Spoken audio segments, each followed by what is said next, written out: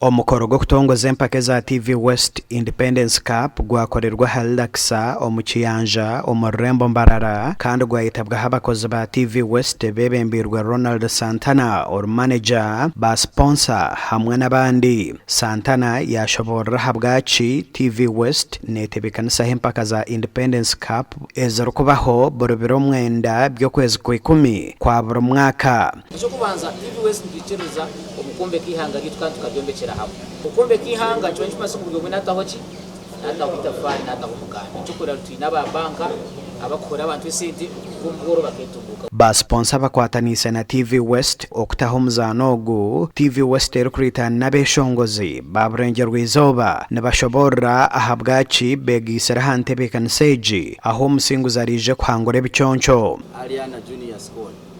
With Aliana we are so grateful because when you talk about the cup, the football which is going to be played on 9th December, you have to come on the forefront and celebrate that day.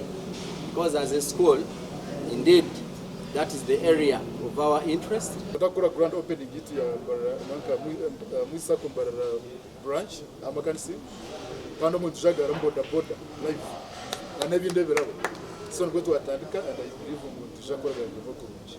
Egalaji nyingi so menyeke ntonotono nenga Western Garage yebikutemu byonna okukunganya bonna ba makanika bonna timu yonne jenge kozeeki ngenywedde atera mwetegeke. Oguno murundi gwa kabiri TV West erikutebekanisa empaka za Independence Cup kandi ogwabandize ekaritana na timu ya bodaboda eyasingira omuzano ogugorisha tuhari emwe omuzano gwabire Hachai Global omu Mbarara.